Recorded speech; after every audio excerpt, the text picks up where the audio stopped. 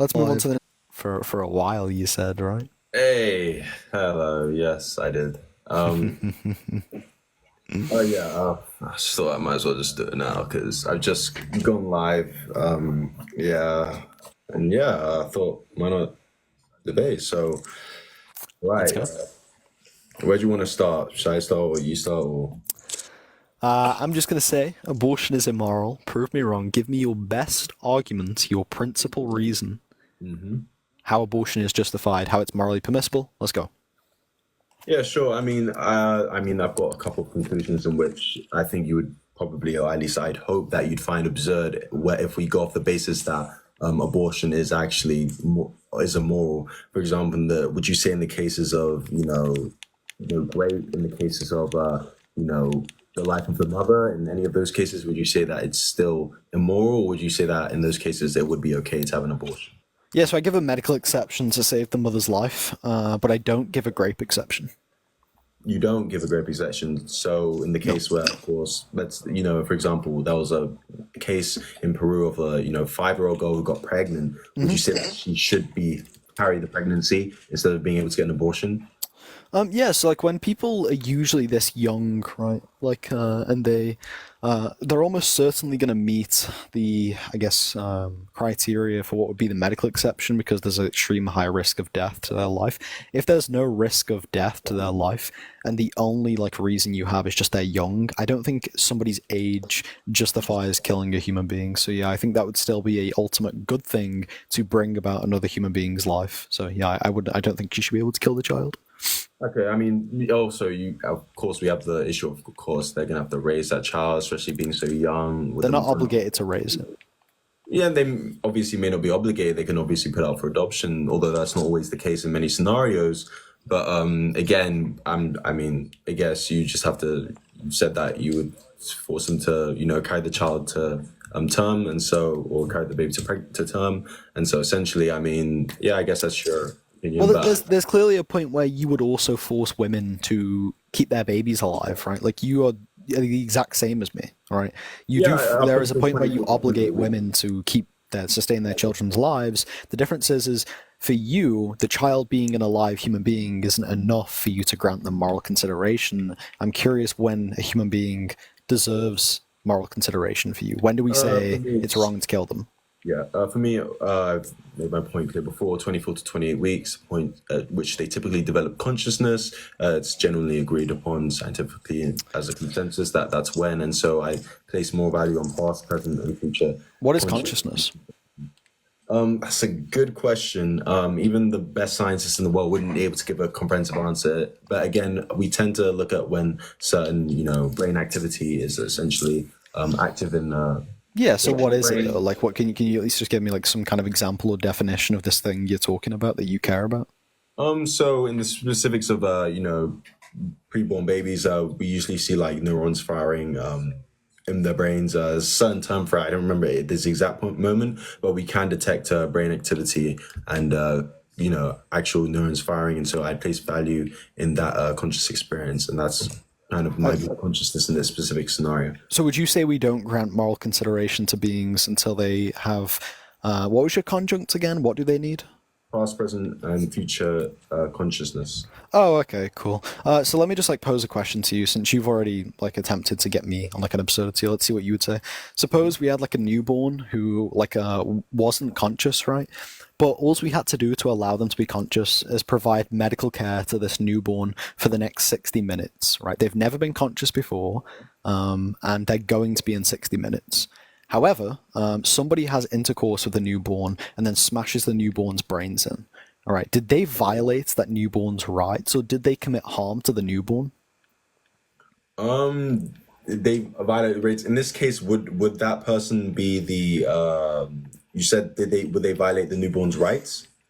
Yeah, so like under your view, a human being doesn't have human rights until they're conscious. This newborn's never been conscious, right? But they're going to be in 60 minutes. Now, you don't give a shit about future by itself. I do, right? Because I think it's wrong to deprive human beings of their future consciousness. I don't believe in I think I'm a deprivationist, right? So I think deprivation is extremely harmful to that human being.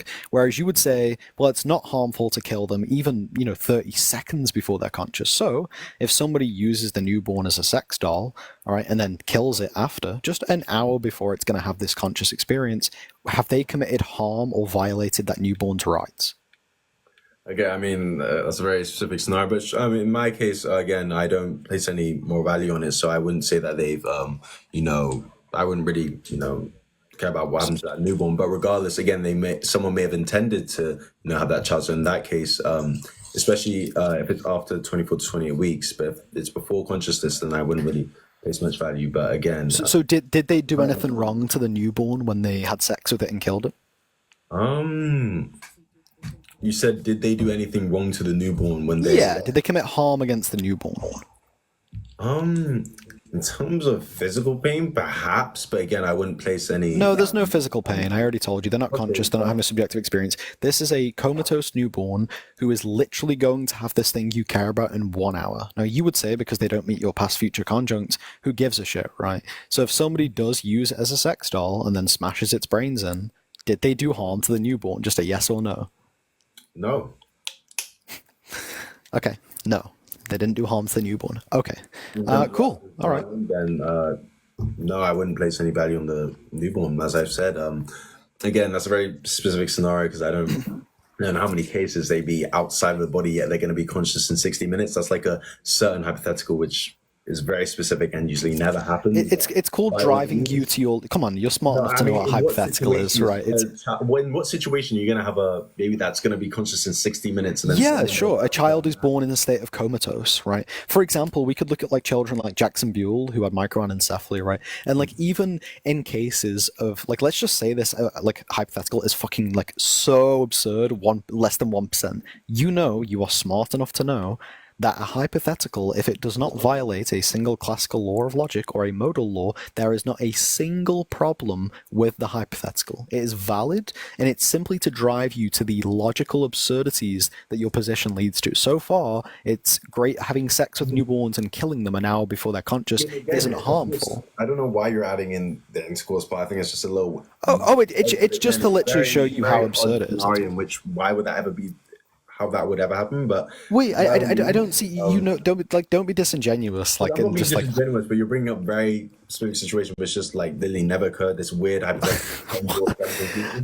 Mine it's actually more probable when these things actually do happen, but bro, it does not matter. Literally, this is irrelevant. My hypothetical does not it doesn't contradict any laws of logic. It's completely logically sound. So you agree? You've already conceded to this. What I would say is an absurdity. Now, it's just very specific. But I mean, again. I've got another point, for example, in the case of women who get IUDs, would you say they should go to prison? So basically, you say that all women who get abortions should go to prison. Yeah, I believe that anybody who intentionally kills a human being that can't defend itself, like a defenseless human being, should go to prison, yeah. So 25 or life for every single woman that gets an abortion is what you're saying? Absolutely. Like, you've got to understand, like, on the pro-life position, that's not an absurdity, right? Because we do grant the same, like, moral consideration to a unborn child as I would you or a 1-year-old, because I think all living human beings deserve equal human rights. Personhood or the rights that a human being is assigned happen at conception? I don't think you have rights assigned. Or that's because you believe in God, and so I believe in innate rights. I don't think you get given them. Where do you think human rights come from? Rights? Yeah, I think you have rights intrinsically because you're a human being. Now, can you tell me where you think rights come from? Rights are enforced by other people. So if there's no one there enforcing those rights, then essentially those rights.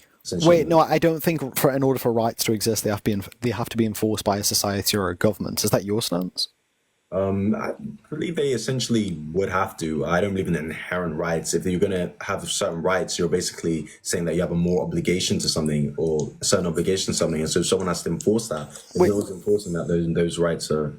Wait, so if nobody gives a human rights, let's say like the entire population didn't give like a woman rights. Let's say a 10-year-old girl, and then like the entire population like had sex with that 10-year-old girl against her will. Are they violating her rights?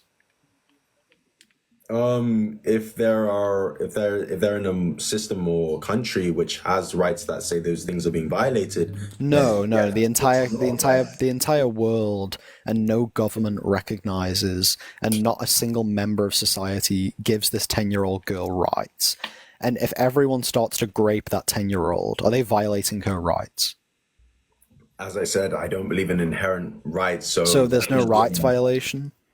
not inherent rights. So I believe it to be a very immoral thing to do and a very evil act, but I don't think there's any rights because, as I said, rights need to be agreed upon by, for example, in a certain country, it can assign certain rights, just like it can assign laws. Without that, then essentially, Yeah, so I disagree with you, right? I agree with you that there's going to be the recognition of rights, right? But the recognition and like the I guess the recognition of rights is distinct from the rights existing themselves because you've just told me that if the whole population raped a 10-year-old girl and that 10-year-old girl nobody recognizes her as having human rights, you would say there's no human rights violation happening to that girl, which is insane. I don't know why the fuck you'd bite that bullet. Right.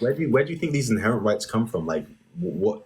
I'm assuming comes from God or religion or some sort of religious framework. I think if you don't believe in a god, I don't think you can even believe in like innate rights. I think that's weird. Under atheism, I don't see why you